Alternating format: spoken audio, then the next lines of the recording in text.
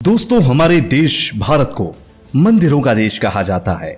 यहाँ कई ऐसे मंदिर हैं जो रहस्यों से भरे पड़े हैं। ऐसा ही एक रहस्यमय मंदिर है उज्जैन के अंदर, जिसे हम और आप महाकालेश्वर मंदिर के नाम से जानते हैं। दोस्तों, इस मंदिर का महत्व इसीलिए बढ़ जाता है क्योंकि यहाँ मौजूद शिवलिंग भगवान शिव के 12 ज्योतिर्लिंगों में से एक है। दोस्तों, कहते हैं कि इस मंदिर के राजा स्वयं महाकाल हैं, जिन्हें शमशान का साधक माना जाता है और भस्म को उनका श्रृंगार आभूषण। शायद यही वजह है कि महाकाल की पूजा हम इंसानों के अलावा भूत प्रेत भी करते हैं और इसका सबूत कैमरे में कैद हो चुका है, जो हम आपको आज अपनी इस वीडियो में दिखाने वाले हैं।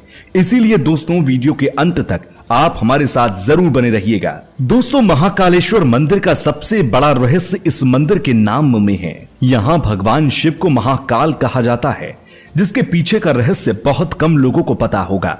दरअसल काल का 2 अर्थ है, समय और मृत्यु, और इन दोनों का ही संबंध महादेव से है। माना जाता है कि सभी देवों में महादेव ही एकमात्र ऐसे देव हैं जो समय और मृत्यु दोनों पर विजय प्राप्त करते हैं। इसीलिए उन्हें यहां महाकाल के नाम से बुलाया जाता है। अन्य मान्यताओं के मुताबिक प्राचीन समय में इस जगह से पूरी दुनिया का मानक समय निर्धारित होता था, इसीलिए यहां महादेव को महाकाल कहा जाता है। एक अन्य कथा के मुताबिक प्राचीन समय में अवंती नगर, जो कि आज का उज्जैन है, यहां दूषण नाम के एक राक्षस का आतंक था।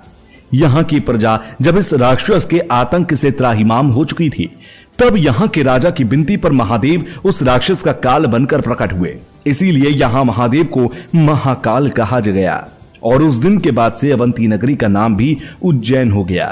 कहते हैं कि यहाँ के निवासियों के आग्रह पर महादेव ने काल के अंत तक यहाँ रहने का विचार किया था, इसीलिए महादेव को महाकाल कहा गया।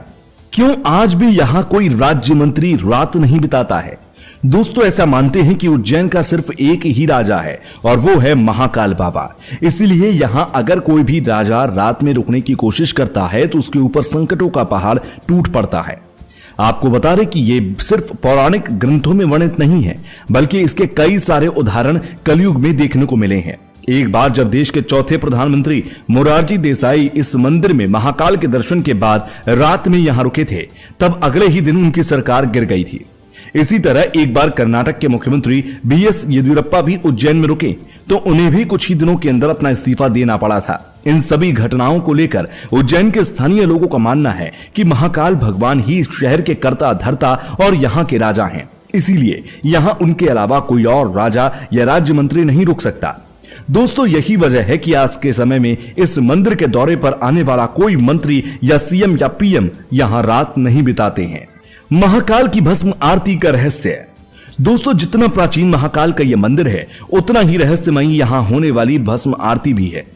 कहते हैं कि खुद यहां महाकाल ने सबसे पहले अपने शरीर पर भस्म मला था, जिसके बाद से यहां पर भस्म आरती की शुरुआत हुई। धर्म ग्रंथों में इससे जुड़ी एक कथा भी मिलती है, जिसके अनुसार प्राचीन समय में उज्जैन में चंद्र सिंह नाम का एक राजा हुआ, जो महादेव के बहुत बड़े भक्त थे और हमेशा उनकी ही भक्ति में लीन रहते थे। इसी बात का फायदा उठाकर राजा रिपुदमन ने उज्जैन पर आक्रमण कर दिया और राक्षस दूषण की सहायता से उज्जैन की प्रजा को प्रताड़ित करने लगा। अपनी प्रजा को कष्ट में देखकर राजा चंद्र सिंह ने भगवान शिव से प्रार्थना की। तब भगवान शिव प्रकट हुए और उन्होंने दूषण को अपने त्रिनेत्र से जलाकर राख कर दिया। बाद में भगवान शिव ने दूषण की राख से अपना श्रृंगार भी किया। दोस्तों, तभी से यहां भस्म आरती की शुरुआत हुई। ताजी चिता भस्म से की जाती है महाकाल की आरती। दोस्तों, यहां आपने ये तो जान लिया कि महाकाल के मंदिर में भस्म आरती की शुरुआत कैसे हुई, लेकिन क्या आपको यह पता है कि प्राचीन समय में जब यहां भस्म आरती की जाती थी तो उस समय आरती के लिए चिता की ताजी भस्म का इस्तेमाल करते थे और उसी ताजी भस्म से महाकाल का श्रृंगार भी होता था। लेकिन अब यहां गाय के गोबर के कंडे से महाकाल की आरती की जाती है, जिससे जुड़ी कथा आपको पौराणिक धर्म ग्रंथों में मिल जाएगी। कथा के मुताबिक प्राचीन समय में उज्जैन में रोजाना चिता की ताजी भस्म से महाकाल की आरती होती थी, लेकिन जब एक बार यहाँ के पुजारी उज्जैन के शमशान में महादेव आरती के लिए ताजी भस्म लेने गए तो वहां पर उन्हें कोई शव नहीं मिला। शमशान में एक भी शव ना पाकर पुजारी चिंतित हो गए। कोई रास्ता नजर नहीं आने पर उन्होंने अपने ही पुत्र की बलि देकर उसकी चिता की राख से महाकाल की भस्म आरती की। पुजारी की अपार श्रद्धा भक्ति को देखकर महाकालेश्वर अत्यधिक प्रसन्न हुए। उन्होंने पुजारी के पुत्र को जीवन दान दे दिया। साथ ही उन्होंने पुजारी से कहा, आज से मेरी आरती चिता की भस्म की बजाय कपिला गाय के गोबर के कंडे से की जाएगी। दोस्तों, तब से लेकर आज तक कपिला गाय के गोबर के कंडे, शमी, पीपल, बड़, अमलतास और बेल की लकड़ियों को जलाने पर निकलने वाले भस्म से महाकाल की नियमित आरती होती है। यहाँ होने वाली भस्म आरती के समय महिलाओं की उपस्थिति वर्जित है, लेकिन अगर किसी कारणवश वहां कोई महिला उपस्थित है तो उसे घूंघट करना अनिवार्य होता है। इसके साथ ही आरती के समय पुजारी भी एकमात्र धोती में ही आरती करते हैं। उन्हें अन्य किसी भी प्रकार के वस्त्र को धारण करने की मनाही होती है। एकमात्र दक्षिण मुखी ज्योतिर्लिंग है महाकालेश्वर। दोस्तों, जहां पूरे संसार के सभी शिव मंदिरों में शिवलिंग की जलाधरी उत्तर दिशा की ओर है, वहीं उज्जैन के महाकालेश्वर में जो शिवलिंग है उसकी जलाधरी दक्षिण दिशा की ओर है। इसीलिए इसे दक्षिण मुखी शिवलिंग कहा जाता है। यहां तक कि महादेव के 12 ज्योतिर्लिंगों में से केवल महाकालेश्वर मंदिर में ही मौजूद ज्योतिर्लिंग दक्षिण मुखी हैं। स्वयंभू शिवलिंग। दोस्तों, महाकालेश्वर मंदिर के शिवलिंग को स्वयंभू कहा जाता है, यानी इस मंदिर का शिवलिंग खुद से प्रकट हुआ था और इस शिवलिंग को 12 ज्योतिर्लिंगों में सबसे श्रेष्ठ माना गया। वहीं धर्म ग्रंथों में भी महादेव के 3 शिवलिंग को विशेष महत्व और मान्यता दी गई, जिसमें आकाश में तारक शिवलिंग, पाताल में हाटकेश्वर शिवलिंग और पृथ्वी पर महाकालेश्वर शिवलिंग शामिल हैं। नागचंद्रेश्वर मंदिर। दोस्तों, संपूर्ण महाकालेश्वर मंदिर 3 भागों में विभाजित है, जिसमें निचले भाग में महाकालेश्वर मंदिर, मध्य भाग में ओमकारेश्वर मंदिर और ऊपरी यानी कि तीसरे भाग में नागचंद्रेश्वर मंदिर स्थित है। अगर नागचंद्रेश्वर मंदिर की बात करें तो यह मंदिर साल भर में सिर्फ नाग पंचमी के दिन ही 24 घंटे के लिए खोला जाता है। मानते हैं कि यहाँ पर नागराज तक्षक स्वयं विराजित हैं और इस मंदिर में दर्शन करने मात्र से हर तरह के सर्प दोष से छुटकारा मिल जाता है। नागचंद्रेश्वर मंदिर में जो अद्भुत प्रतिमा विराजमान है उसके बारे में कहते हैं कि वो 11वीं शताब्दी की है। इस प्रतिमा में भगवान शिव अपने पूरे परिवार के साथ आसन पर बैठे हुए हैं और उनके ऊपर सांप फन फैलाकर बैठा है। बताया जाता है कि इस प्रतिमा को नेपाल से लाया गया था। आपको यह भी बता दें कि नागचंद्रेश्वर मंदिर दुनिया भर का एकमात्र ऐसा मंदिर है जिसमें भगवान शिव अपने परिवार के साथ सांपों की शैया पर विराजमान है। मंदिर में स्थापित प्राचीन मूर्ति में शिव जी, गणेश जी और मां पार्वती के साथ दशमुखी सर्प शैया पर विराजित हैं। शिव शंभू के गले और भुजाओं में भुजंग लिपटे हुए हैं।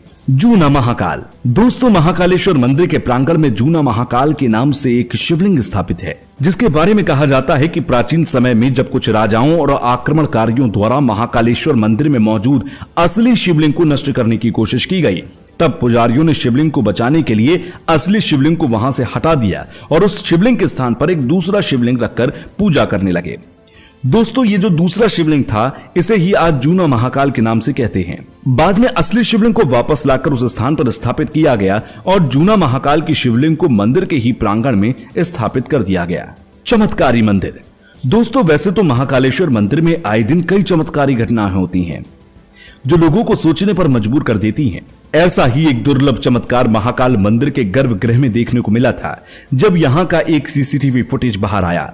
यह सीसीटीवी फुटेज सावन महीने का था। दरअसल महाकालेश्वर मंदिर में हर साल महाशिवरात्रि पर बाबा महाकाल को बेलपत्र से ढक दिया जाता है और उसके बाद यहां भक्तों को आने की मनाही हो जाती है।